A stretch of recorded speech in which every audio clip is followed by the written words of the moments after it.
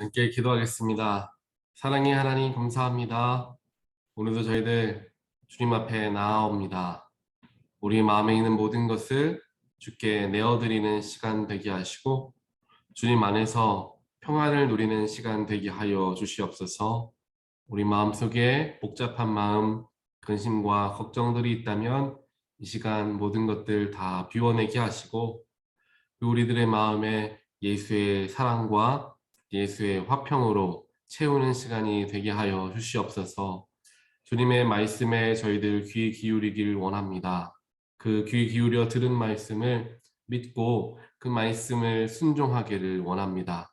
주님을 더욱 의지하고 순종하는 자가 예수 안에서 복된 길을 걷는다. 우리 찬양으로 고백하였던 것과 같이 주님의 말씀을 듣고 주님의 말씀을 믿고 주님의 말씀을 의지하여 순종하는 우리 모두의 삶이 되어질 수 있도록 역사하여 주시옵소서. 그래서 오늘 우리의 하루도 오늘 말씀에 의지하여서 살아가는 동안에 하나님의 뜻을 이루는 삶이 되게 하시고 또한 주님께서 나를 통하여 역사하시는 그 놀라운 일들을 우리 주변에 있는 많은 사람들에게 보여줄 수 있고 또한 본이 되어질 수 있는 귀한 주님의 자녀로서의 삶을 살아가는 우리 모두가 될 수 있도록 주여 역사하여 주시옵소서. 오늘 온전하게 하나님께서 우리의 마음을 주장하여 주실 줄 믿사오며 예수 그리스도 이름으로 간절히 기도합니다. 아멘. 오늘 주신 하나님의 말씀은 출애굽기 40장 16절부터 38절까지 조금 긴데요. 우리가 보겠습니다. 출애굽기 40장 16절로 38절입니다. 모세는 주님께서 그에게 명하신 것을 모두 그대로 하였다. 마침내 제2년 첫째 달 초하루에 성막을 세웠는데 모세는 밑받침을 놓고 널빤지를 맞추고 가로다지를 꿰고 기둥을 세워 성막을 완성하였다. 또 성막 위에 막을 펴고 그 위에 덮개를 덮었다. 이는 주님께서 모세에게 명하신 대로 한 것이다. 그렇게 한 다음에 증거판을 가져다가 궤 안에 넣고 그 궤에 채를 꿰고 궤 위에 속죄판을 덮었다. 궤를 성막 안에서 들여놓고 휘장을 쳐서 증거궤를 막았다. 이는 주님께서 모세에게 명하신 대로 한 것이다. 회막 안 성막의 북쪽면 휘장 바깥에 상을 들여놓았다. 상 위에는 주님께 바치는 빵을 차려놓았다. 이것은 주님께서 모세에게 명하신 대로 한 것이다. 회막 안의 상 맞은쪽 성막의 남쪽 면에 등잔대를 놓고 주님 앞에 등잔을 올려놓았다. 이것은 주님께서 모세에게 명하신 대로 한 것이다. 금제단을 회막 안 휘장 앞에 들여놓고 그 위에 향기로운 향을 피웠다. 이것은 주님께서 모세에게 명하신 대로 한 것이다. 또 성막 어귀에 막을 달고 성막 곧 회막 어귀에 번제단을 놓고 그 위에 번제물과 곡식 제물을 바쳤다. 이것은 주님께서 모세에게 명하신 대로 한 것이다.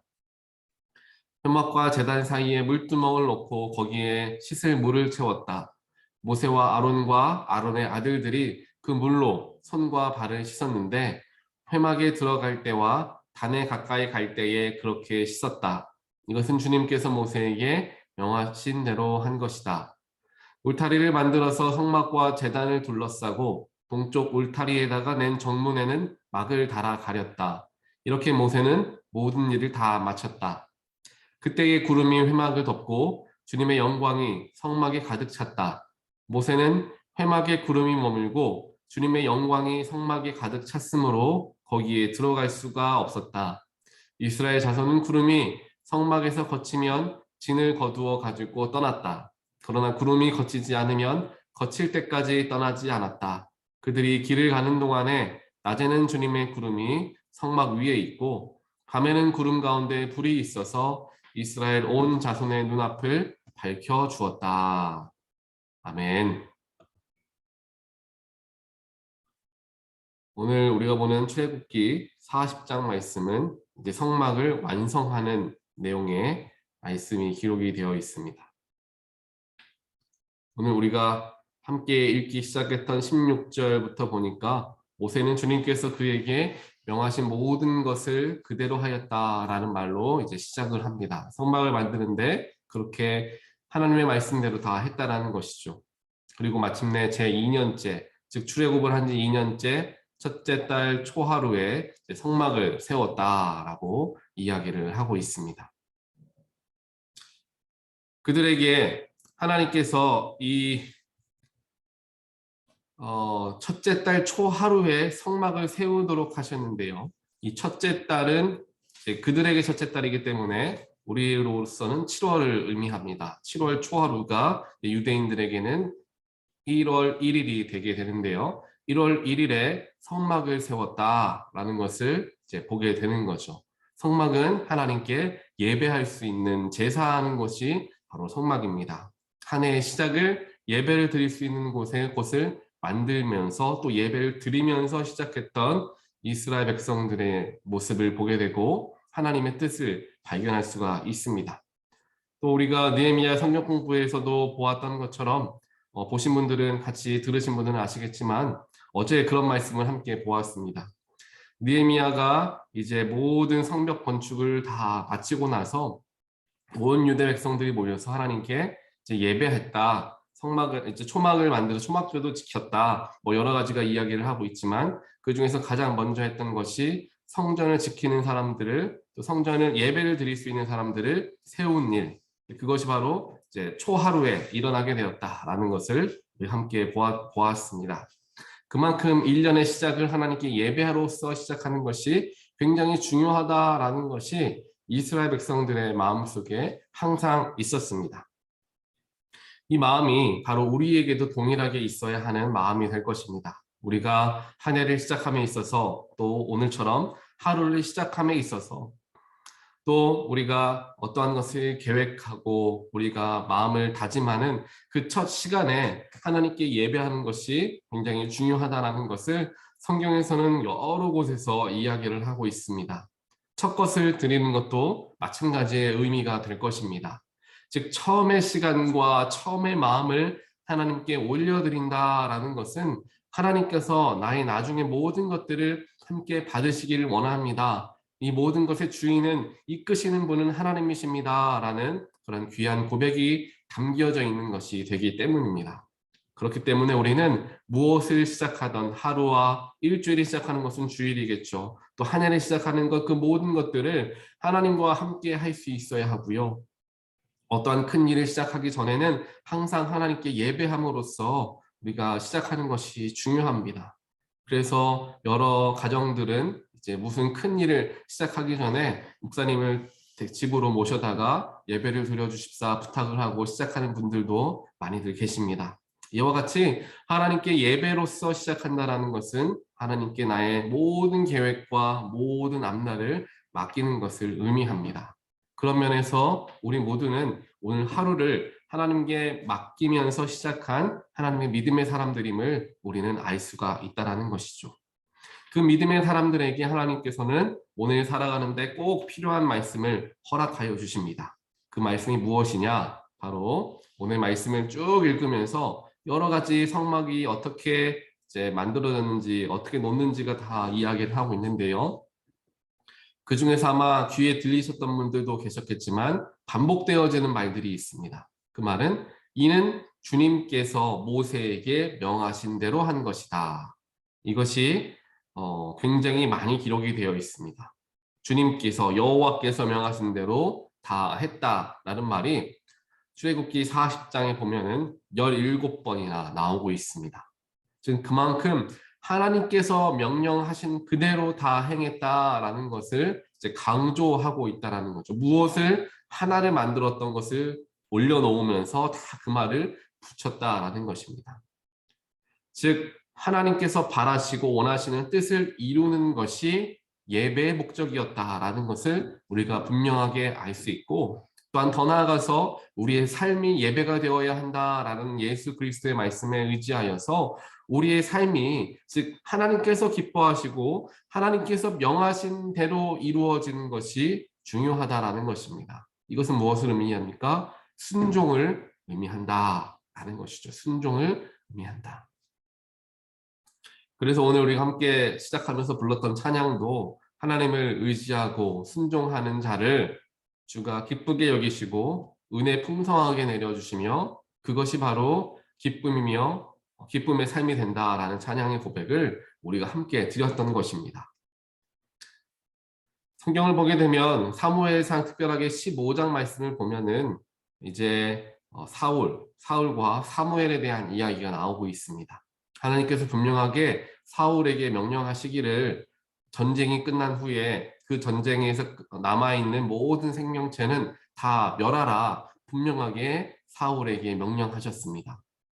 전쟁이 끝나고 나서 사무엘이 사울을 만나기 위해서 전쟁터 있는 쪽으로 걸어 나오게 됩니다. 걸어 나오다 보니까 양 소리와 짐승 가축 소리가 들리는 거예요. 그래서 사무엘이 깜짝 놀라서 사울에게 묻습니다. 도대체 이 소리는 어디에서 나는 소리입니까? 라고 묻는 거죠. 그러니 사울이 변명을 하기를 눈에 보이기 너무 좋은 짐승들이 있는데 그 짐승들을 가지고 그 양들을 가지고 하나님께 제사하면 참 좋겠다라는 마음으로 제가 이렇게 동물들을 죽이지 않고 데려왔습니다 라고 대답을 했던 거죠. 그 말을 듣고 사무엘이 이야기하는 거죠. 순종이 제사보다 낫다라는 이야기가 거기에서 나오게 되는 것입니다. 그렇습니다. 순종이 제사보다 낫다라는 것은 하나님께서 우리에게 해주신 말씀입니다. 그만큼 이 순종이라는 것이 너무도 중요하다라는 거죠. 아무리 우리가 예배를 통하여서 하나님의 말씀을 듣고 그 말씀을 깨달아도 순종으로까지 연결되어지지 않으면 순종은 무엇을 의미합니까? 우리의 행동, 우리의 행위의 연결성을 이야기하는 거죠. 그러한 삶의 변화로까지 이어지지 않으면 그것은 아무런 쓸모가 없다라는 것을 의미하는 뜻이 담겨져 있는 것입니다. 예배를 우리가 아무리 정성스럽게 드리고 예배에서 아무리 은혜를 많이 받고 마음에 감격이 넘쳐도 내 마음 감격이 되어진 것을 가지고 삶에 적용하지 못하고 삶에 순종하지 못하고 하나님 뜻을 거슬리게 되게 되면은 결국 그것은 아무런 쓸모가 없는 예배가 되어지게 되고 우리의 삶도 우리의 그 삶의 목적도 결국에는 상실한 채 살아가게 될 수밖에 없다라는 것입니다. 그래서 성경을 보게 되면은 말씀을 듣고 들은 말씀을 믿은 후에 그 다음에 순종으로까지 연결되어지는 믿음의 여정에 대해서 이야기를 하고 있습니다. 믿음은 들음에서부터 나고 들음은 그리스도의 말씀으로부터 시작된다라고 이야기하고 있습니다. 믿는 것은 들어야지 믿어지게 되는 것이고 그 듣는 것은 무엇을 의미하느냐? 하나님의 말씀을 듣는 것을 의미한다라는 것입니다. 즉 하나님의 말씀을 듣고 그 들은 말씀을 마음으로 믿고 그 다음에 순종으로까지 연결되어져야 한다는 것이죠. 그래야지 그것이 온전한 하나님의 말씀을 들은 자로서의 반응이 되어진다라는 것입니다. 이 말씀이 오늘 주어진 말씀이 즉 순종이 제사보다 낫다라는 말씀, 하나님께서 명하신 대로 모든 것을 행하는 것이 중요하다라는 말씀이 우리에게 굉장히 귀한 말씀이 되는 이유 중에 하나는 또 어저께 느헤미야 성경 공부 중에서도 동일한 말씀이 계속해서 나오고 있었기 때문입니다. 하나님의 말씀을 사모하는 자들이 모여서 말씀을 듣고 그 말씀을 들은 후에 정말 그 말씀 그대로 순종하여서 초막절을 지키는 장면이 이스라엘 백성들이 초막절을 지키는 장면이 성경의 느헤미야에 기록이 되어 있습니다. 그를 통하여서 그들의 믿음을 하나님께 보여주고 그를 통하여서 그 이스라엘 백성들이 성벽을 재건한 후에 영적인 큰 각성과 부흥을 가져왔다라는 것을 말씀을 통해서 보았고요. 또한 1907년 평양 장대원 교회에서 일어났던 영적 부흥 운동 때에도 마찬가지로 하나님의 말씀을 사모하는 자들이 말씀을 듣고 그 말씀을 들은 대로 믿고 자복하며 하나님께 회개함을 통하여서 그것으로만 끝났던 것이 아니라 집집마다 방문하며 사람들을 전도하고 복음을 전하는 사명들을 감당했더니 놀라운 부흥이 한국 교회에 일어나게 되었다, 시작되게 되었다라는 것도 어제 함께 보게 되었는데요. 이 모든 영적인 흐름이 바로 여기에 담겨져 있는 것입니다. 완성은 순종이고요. 그 순종 앞에 나와야 하는 것들은 말씀을 하나님의 선포되어지는 말씀을 내가 듣고 그 말씀을 들은 후에 믿고 회개하고 자복하며 순종으로까지 연결되어지는 그런 영적인 우리의 화답이 있을 때에 그것들이 바로 열매 맺는 신앙이 되어진다라는 것을 우리는 알 수가 있게 되는 것입니다. 그렇기 때문에 우리 교회에서도 하나님이 주신 마음으로서 하나님 말씀을 성경을 통독하는 것과 복음을 다시금 새롭게 하고 복음을 전하는 것을 배우는 1:1 양육을 그 두 가지를 가지고 이제 시작을 하려는 이유도 바로 여기에 담겨져 있습니다. 하나님께서 분명하게 우리 교회를 더욱더 크게 사용하시길 원하시고 영적으로 크게 부흥하기를 원하시며 또한 많은 이들이 우리 교회에 모여서 함께 예배하기를 원하시는 하나님의 뜻이 그곳에 담겨져 있습니다. 그래서 그 방법을 알려주시기 위해서 어떻게 해야 우리가 영적으로 더욱 부흥할 수 있을까? 어떻게 해야 우리가 복음을 만천하에 전할 수 있을까라는 것에 대한 방법을 하나님께서 알려주셨다라는 것은 바로 그렇게 우리를 사용하시기를 원하신다라는 것으로 우리는 받아들일 수가 있게 되는 것입니다. 그 방법이 바로 하나님 말씀 그대로 있는 말씀 그대로를 우리가 순종하고 함께 통독하며 읽는 것과 듣는 것과 또한 그를 통하여 하나님께 반응으로써 우리가 복음을 다시금 새롭게 가지고 그 복음을 전하는 사역에 우리가 나아가고 쓰임받게 되었을 때에 그 주님의 놀라운 뜻이 우리 온타뉴 교회 가운데 일어나게 될 것이다라는 것을 하나님께서 우리에게 알려주시고 보여주고 계시는 것입니다. 이제 우리가 해야 하는 것은 오늘 모세가 이야기했던 것과 같이 주님께서 명하신 대로 다 행했다입니다. 우리가 해야 할 것은 하나님이 명하시는 대로 행하는 것입니다.